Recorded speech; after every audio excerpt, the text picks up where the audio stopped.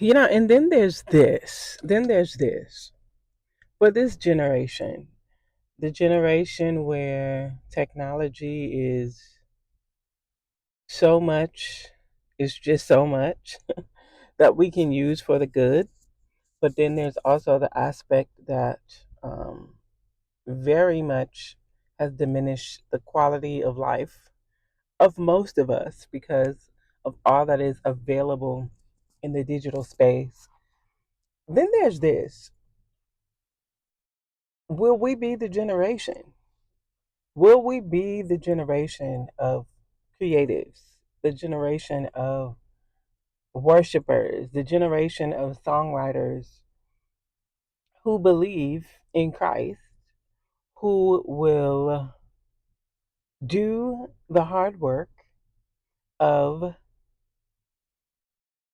contending for the focus, contending for the time in God's presence, enough time in His presence, whereby we will be not just saved and redeemed, but transformed in our being.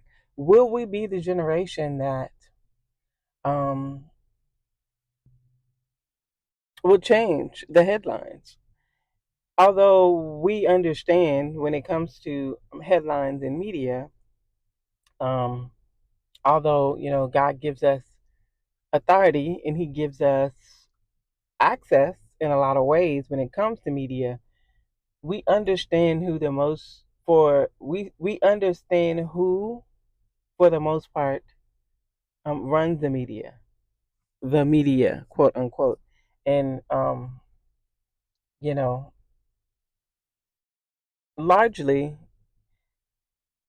rulers of darkness, spiritual wickedness in high places can be seen prominently ruling the media space.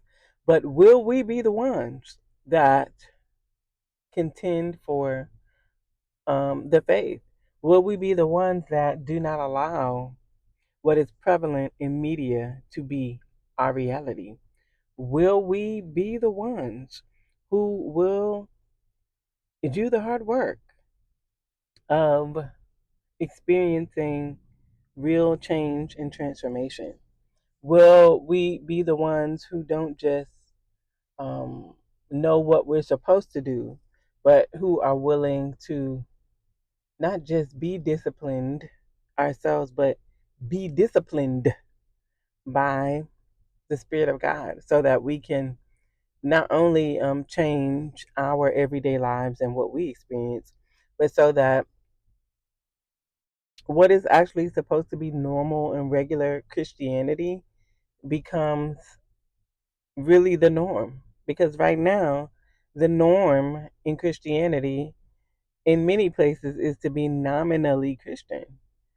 And even for those who are really fighting to not be that, it is still very easy to allow the traumas of the past, the pains, the addictions, the maladaptive ways that we cope sometimes with everyday pain. It is really easy to get caught up in or caught off guard even by that. And so, a lot of times we can look at those people who get caught up in these big scandals and, you could say, oh, it may never be me. But if you look at just your own daily discipline with everyday things, like, are you willing to do the work? And I know most of you, like me, would say, oh, I would never do this, or I would never do that. And most likely you probably wouldn't. I would say most likely I probably wouldn't either. But I do know that there is another level that I could be in God, even right now. So will we be the ones that will not just um,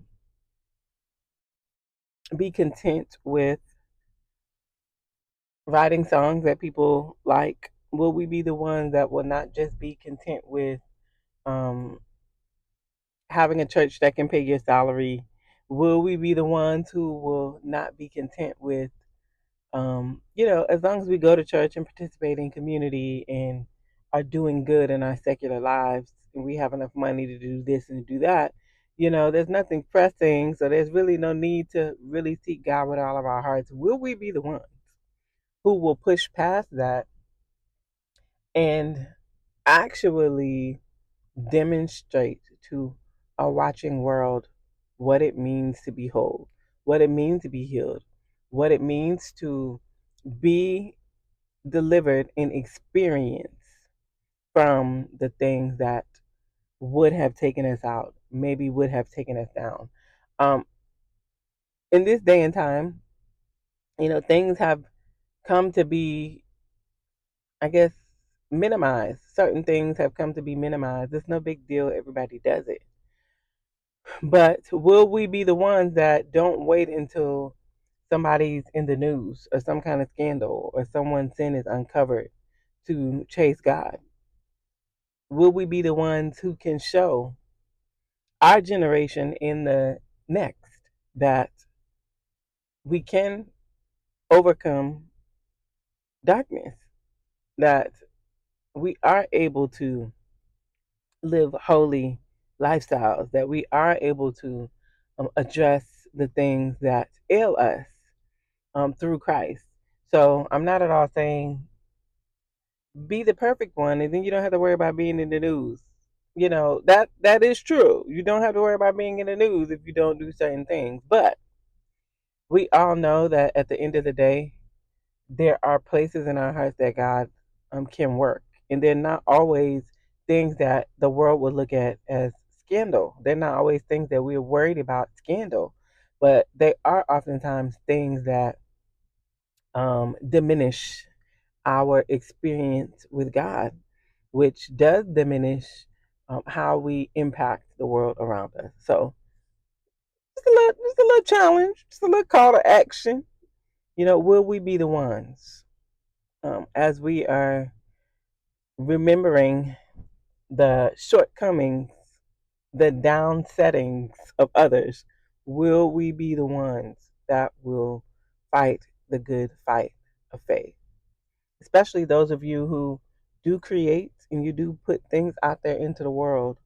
Will you do the hard work of allowing God to transform you and be more concerned with that?